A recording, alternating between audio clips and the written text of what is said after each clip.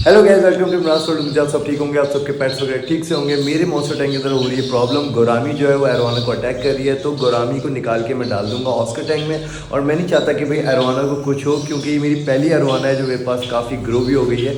और अभी इसको थोड़ी टाइम में रखूँगा, 1-2 महीना देखूँगा कि अगर ये और अच्छी ज़्यादा ग्रो हो जाती है, उसके बाद जाके गोरामी को इनके साथ डाल दूँगा। और मुझे कहीं ना कहीं डर था ये, और मेरे कुछ सब्सक्राइबर ने मुझे कहा था कि भाई ऐसा हो सकता है, और भाई ऐसा ही हो गया। तो खैर अब मैं निकालता हूँ गोरामी को निकाल के डालता हूँ ऑस्कर टैंक के अंदर।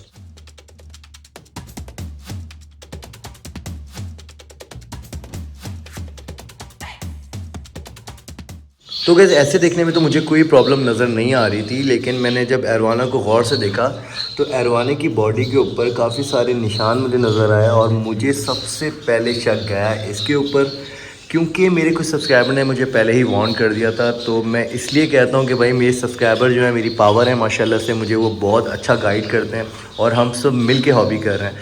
तो भाई अब सबसे पहले तो इस मॉन्स्टर को निकाल के मुझे डाल देना है इन बॉयज़ के साथ। ये जो बॉयज़ है ना, ये भी कम बदमाश नहीं है, तो इनके साथ मेरी जो गोरामी है वो बेहतरीन रहेगी। और मैं जब तक एरोवाना मेरी थोड़ी और ग्रो नहीं हो जाती, मतलब 1 फीट से ऊपर नहीं हो जाती, तब तक इसके साथ ऐड नहीं करूँगा, क्योंकि अभी ये छोटी है और गोरामी इस पर अटैक कर रही है। तो अब मैं जल्दी से गोरामी को निकालता हूँ और नीचे वाले टैंक में डालता हूँ।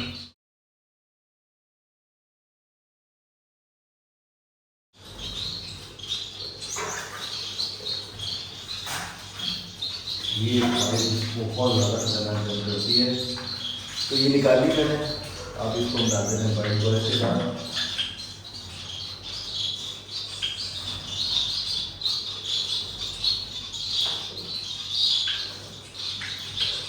तो गैस गोरामी ऑस्कर टैंक के अंदर डाल चुका हूँ मैं, और ये देख सकते हैं यार, ये जितनी खूबसूरत है ना, इसने उतनी मुझे तंग किया। और मेरी सबसे फेवरेट फिश जो है एरोवाना, इसको इसने इंजर्ड कर दिया। अब मैं इसका ट्रीटमेंट दोबारा स्टार्ट करूँगा, और उम्मीद है कि इंशाल्लाह जल्दी ठीक हो जाएगी, क्योंकि उस लेवल तक नहीं आने दिया, और मैंने इस टैंक के ऊपर ख़ास नज़र रखी हुई थी। और सच बताऊं तो मुझे आइडिया बिल्कुल भी नहीं हुआ था कि यार ये एरोवाना पे अटैक कर रही है, क्योंकि जब जब मैं इनके सामने आके बैठता था तो ये बिल्कुल अच्छा बिहेव करते थे, इधर उधर घूमती फिरती रहती थी मासूमियत से। लेकिन जब मैंने एरोवाना को करीब से नज़र से देखा ना, तो मुझे अंदाज़ा हुआ कि भाई इस पर अटैक हो रहा है, और इस पर अटैक सिर्फ और सिर्फ वही कर सकती है गोरामी, क्योंकि एरोवाना अब हो चुकी है काफ़ी एग्रेसिव। मैं करीब से दिखाता हूँ आप लोग को।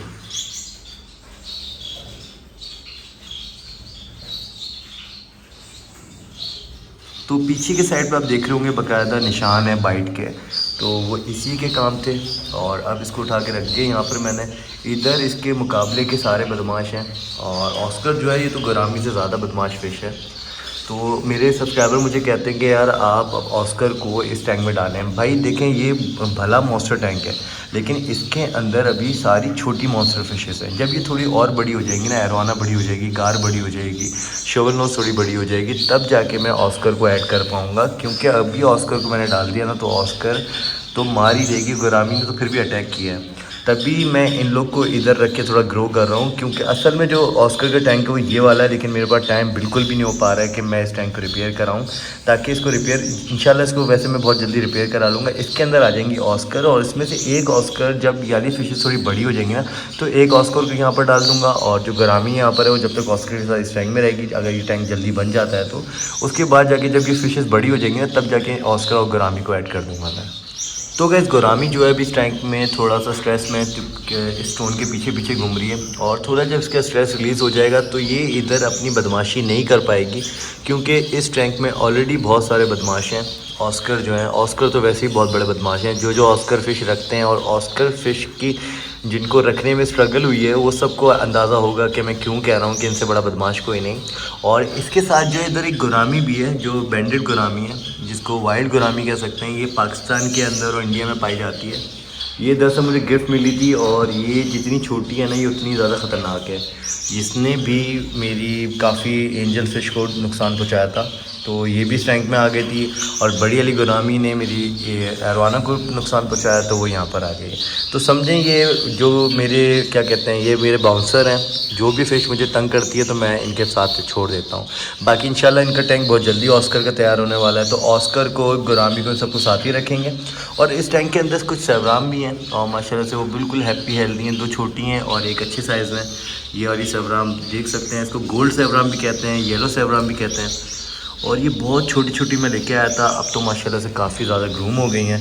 बाकी अब ये कि मॉन्स्टर टैंक के अंदर काफ़ी सुकून है, क्योंकि गोरामी ने आके इनका सुकून ख़राब कर दिया था। क्योंकि मॉन्स्टर टैंक के अंदर सुकून बनाना ही बहुत मुश्किल होता है।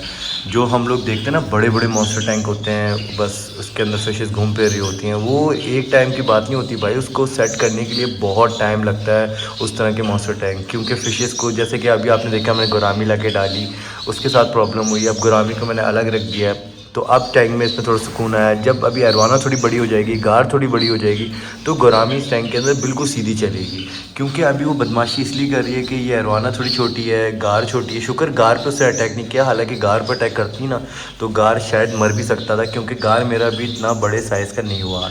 मैंने एकदम करेक्ट टाइम पे गोरामी को उठा के इस टैंक में डाल दिया। अगर मैं थोड़े 1-2 दिन भी इसको इस टैंक में छोड़ देना, तो अरवाना को देखें आप कितना डैमेज हो गई है। अगर इसको थोड़ी टाइम और रह जाती ना भाई इस टैंक के अंदर, तो ये डिज़ास्टर कर देती। ये पहले अरवाना को ख़त्म करती है, अरवाना के बाद दूसरी फिशेस पे आती। तभी अब इसको इस टैंक में डाल दिया है। अब इस टैंक में ये अकल ठिकाने आ जाएगी इसकी, और थोड़े टाइम के बाद जब ये ग्रो हो जाएंगी, जैसे कि मैंने बताया, तो उसके बाद जाके मैं एक साथ कर दूँगा।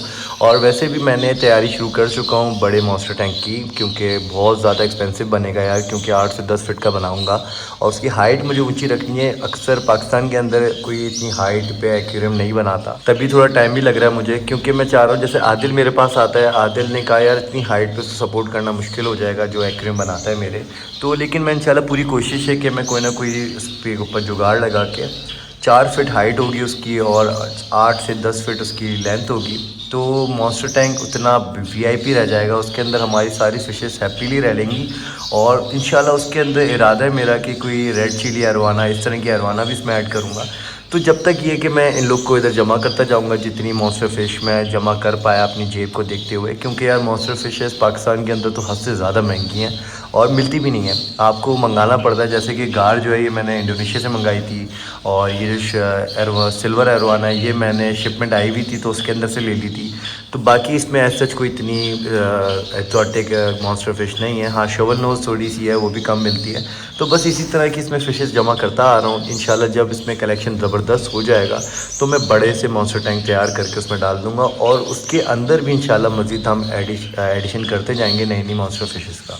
तो गैस शुक्र है सही टाइम पे मुझे अंदाज़ा हो गया, क्योंकि देखने में मुझे बिल्कुल भी पता नहीं लग रहा था कि कोई प्रॉब्लम चल रही है इस टैंक के अंदर। लेकिन जब मेरी अरवाना पे नज़र पड़ी ना, तो अरवाना हुई थी इंजर्ड, और मेरा सबसे पहला शक गया गुरामी पे। तो भाई मैंने गुरामी को लेकर शुक्र से टाइम पे अलग डाल दिया। अगर ये लेट हो जाए तो शायद हमारी अरवाना मर भी सकती थी। खैर, आज की अपडेट आप लोगों को अच्छी लगी हो तो लाइक सब्सक्राइब करना मत भूलेगा। मिलते हैं नेक्स्ट वीडियो में। टिल देन अल्लाह हाफ़िज़।